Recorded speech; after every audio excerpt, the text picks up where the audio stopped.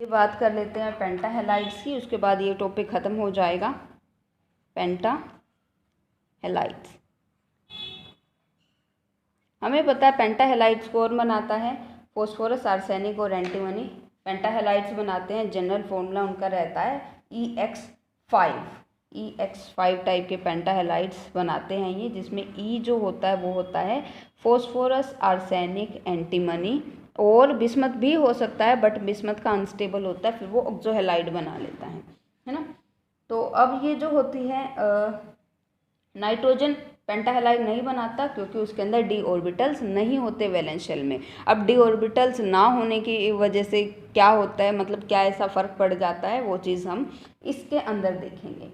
Okay, तो जो पेंटा halides होते हैं ना ग्रुप 15 एलिमेंट्स के, वो थर्मली लेस स्टेबल होते हैं देन ट्राई हैलाइड्स। क्योंकि देखो मतलब बहुत ज़्यादा रीजंस आ जाएंगे, वो रीज़न मैं बताऊंगी, उससे पहले हम स्ट्रक्चर देख लेते हैं ताकि हमें पता चले कुछ चीज़ों का। तो EX5 टाइप के बनाने हैं हमें। फिर से कॉन्फ़िगरेशन हमें पता है क्या होती है, NH2NP5 ही होती है। तो NH2 ये है NS, ये है NP, NH2NP3 होती है, सॉरी NH2NP3 ग्रुप 15 की हम बात कर रहे हैं, NH2NP3 होगा। तो NH2NP3 हमने यहाँ पे लिख लिया। अब इसको बॉन्ड कितने बनाने हैं, 5 बॉन्ड बनाने हैं। बॉन्ड बनते किससे हैं, जो यहाँ पे अनपेयर्ड होता है, अनपेयर्ड मतलब जिस ऑर्बिटल के अंदर एक इलेक्ट्रॉन होता है वही बॉन्डिंग में पार्टिसिपेट कर सकता है, नहीं तो बाकी लोन पेयर की फॉर्म में होगा। तो अगर ये ऐसे करके sp3 हाइब्रिडाइजेशन बना दूँ तो फिर से तो 3 बॉन्ड बनेंगे, हमें तो 5 बॉन्ड बनाने हैं। तो 5 बॉन्ड बनाने के लिए हमें क्या करना पड़ेगा, इसको, ये तो है ग्राउंड स्टेट, अभी इस एलिमेंट की एक्साइटेड स्टेट हमें लिखनी पड़ेगी। एक्साइटेड स्टेट में होगा क्या, ये जो एक इलेक्ट्रॉन है ना यहाँ पे, अब हमें पता है नाइट्रोजन को छोड़ के और जो बाकी एलिमेंट्स हैं उनके अंदर डी ऑर्बिटल आ जाती हैं। तो यहाँ पे डी ऑर्बिटल और लिख लेते हैं हम इसकी, ठीक है। तो ये क्या है NS, ये क्या है NP, और ये है ND, ठीक है। डी ऑर्बिटल्स हैं, एन रहने दो, एक बार डी लिख लो, 1 2 3 4 5। तो यहाँ से क्या होगा, एक इलेक्ट्रॉन यहाँ से एक्साइटेड होके कहाँ, जो वैकेंट डी ऑर्बिटल है वहाँ चला जाएगा, तो ये बन जाएगा। अब ये सारे के सारे क्या हो जाएंगे, अनपेयर्ड हो जाएंगे। अब देखो कितने बॉन्ड बन सकते हैं, 3 2 5, 5 बॉन्ड बन सकते हैं ना। तो अभी बॉन्डिंग कैसी होगी, हाइब्रिडाइजेशन कैसी होगी, हाइब्रिडाइजेशन होगी sp3d, sp3 हाइब्रिडाइजेशन हो जाएगी। अब sp3 हाइब्रिडाइजेशन के अंदर आप लोगों ने स्ट्रक्चर भी देखा होगा, कैसा स्ट्रक्चर बनता है। स्ट्रक्चर बनाने के लिए हमें देखो अब 5 बॉन्ड बन सकते हैं ना इसके, तो 5 बॉन्ड हमें कैसे अरेंज करने हैं कि ज़्यादा स्टेरिक हिंड्रेंस ना हो। स्टेरिक हिंड्रेंस मतलब भीड़ भाड़ ना हो ज़्यादा, ठीक है। तो उसकी वजह से हम क्या करते हैं, हम 3 बॉन्ड्स को तो लगा देते हैं इक्वेटोरियल पोजीशन पे। इक्वेटोरियल का मतलब होता है साइड में जो प्लेन होता है उसके अंदर। तो 3 हैलाइड तो आ जाएंगे इक्वेटोरियल पोजीशन पे और 2 हैलाइड आ जाएंगे। अब ये जो 2 हैलाइड होते हैं ना, इनमें बॉन्ड पेयर की वजह से रिपल्शन बहुत ज़्यादा होती है, ऊपर नीचे होता है, ये थोड़ा टेढ़ा बन गया बट बिल्कुल स्ट्रेट होता है ये।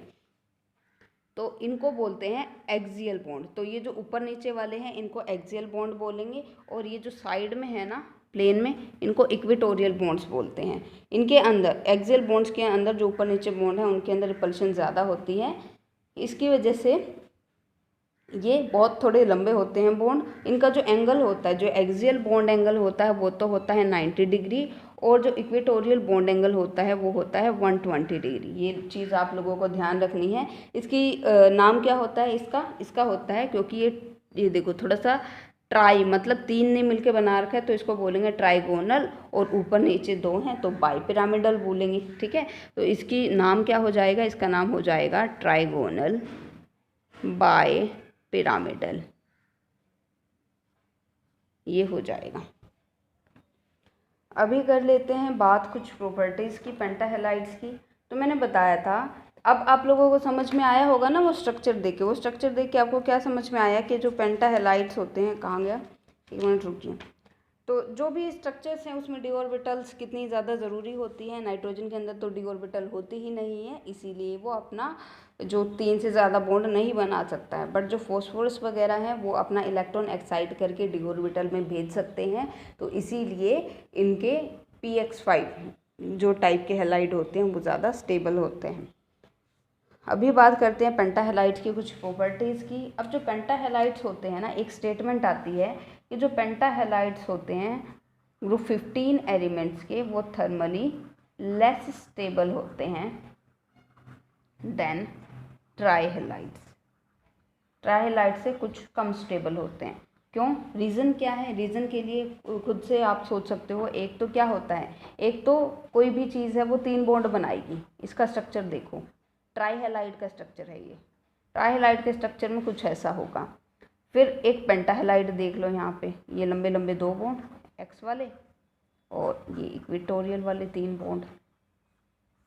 अब यहाँ पे आप लोग खुद ही देख लीजिए, यहाँ पे 5 हैं जो इस सेंट्रल एटम को सराउंड कर रहे हैं, यहाँ पे 3 है जो सेंट्रल एटम को सराउंड कर रहे हैं। तो मतलब धक्का मुक्की किसके अंदर ज़्यादा होगी? क्योंकि जो हेलोजन है ना उसके ऊपर लोन पेयर ऑफ इलेक्ट्रॉन्स होते हैं, 3-3 लोन पेयर होते हैं। 3-3 लोन पेयर होंगे तो आपस में देखो कितना रिपल्शन करेंगे। तो जितना ज़्यादा एटम्स होंगे उतनी ज़्यादा स्टेरिक हिंड्रेंस होगी। स्टेरिक हिंड्रेंस का मतलब होता है भीड़ कितनी है सेंट्रल मेटल के अराउंड, सेंट्रल एलिमेंट के अराउंड कितनी भीड़ है उसको बोलते हैं हम स्टेरिक हिंड्रेंस। स्टेरिक हिंड्रेंस तो एक तो भीड़ भाड़ होगी, सिंपली भीड़ भाड़ से मतलब लगा लो कि सेंट्रल एटम के चारों तरफ कितनी भीड़ होती है। तो ज़्यादा भीड़ होने की वजह से ये लेस स्टेबल होता है और ये ज़्यादा स्टेबल होता है, क्योंकि देखो कम एलिमेंट और कम भीड़ होगी इसकी। ठीक है, तो आप लोग लिख कैसे सकते हो? आप लोग लिख सकते हो इसको, as the size of halogen atom increases from fluorine to iodine, the strength of EX bond decreases and the steric hindrance increases.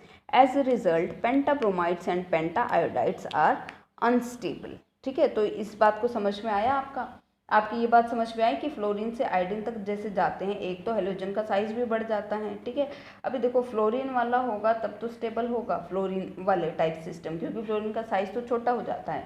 But जैसे जैसे साइज बढ़ते हैं, जैसे कि आयोडीन का साइज कितना बड़ा होता है, ब्रोमीन का साइज कितना बड़ा होता है, तो ये जो पेंटाब्रोमाइड होते हैं, पेंटाआयोडाइड्स होते हैं, ये अनस्टेबल हो जाते हैं।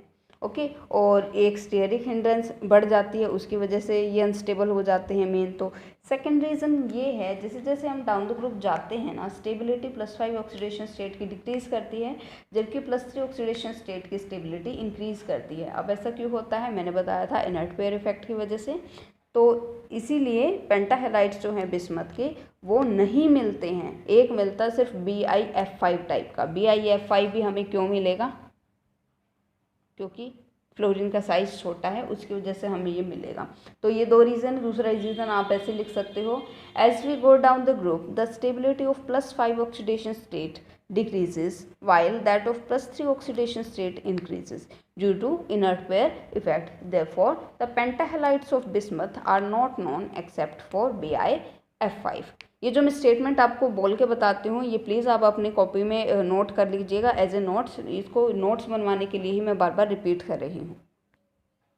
तो इसीलिए क्या होता है, जो पेंटाहेलाइड्स होते हैं ग्रुप 15 के, वो बहुत कम होते हैं नंबर में एज़ कम्पेयर टू ट्राईहेलाइड्स। ट्राईहेलाइड्स बहुत ज़्यादा होते हैं। एग्जाम्पल के लिए जो पेंटाफ्लोराइड्स हैं, किसके? पेंटाफ्लोराइड की अगर मैं बात करूँ, पेंटाफ्लोराइड मतलब फ्लोरीन होगा उसके अंदर, फॉस्फोरस, आर्सेनिक और एंटीमनी के जो पेंटाफ्लोराइड्स हैं। जबकि सिर्फ और सिर्फ अगर मैं बात करूँ, यहाँ पे देखो, एक तो साइज़ बढ़ जाएगा, सेंट्रल एटम का भी साइज़ बढ़ जाएगा और फ्लोरीन वगैरह का भी साइज़ बढ़ जाएगा। ठीक है, तो इसीलिए इनके तो फ्लोराइड्स मिल जाते हैं, इन सब के मिलते हैं हमें पेंटाफ्लोराइड्स। जबकि ब्रोमाइड्स और आयोडाइड्स किसके मिलेंगे? सिर्फ और सिर्फ फॉस्फोरस के मिलेंगे हमें। ओके, तो अभी यहाँ से हो गया, ये स्ट्रक्चर हमने देख लिया। पेंटाहेलाइड्स है, इनकी ट्राइगोनल बाइपिरामिडल ज्योमेट्री है, अभी देखा था, जिसके अंदर सेंट्रल एटम की हाइब्रिडाइजेशन होती है, sp3 डिहाइब्रिडाइजेशन। अब प्रॉपर्टीज़ क्या है? पेंटाहेलाइड्स थर्मली लेस स्टेबल होते हैं देन ट्राईहेलाइड्स।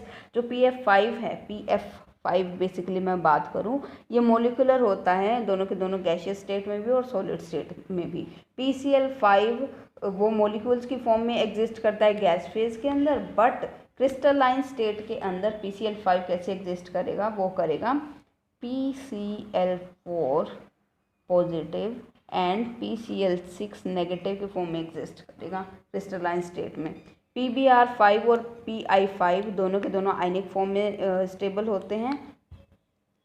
कैसे? अगर मैं आयनिक फॉर्म में कैसे स्टेबल होंगे? PBr5 का स्ट्रक्चर बनेगा PBr4, क्रिस्टलाइन फॉर्म है ये, ध्यान रखिएगा आप लोग, Br नेगेटिव।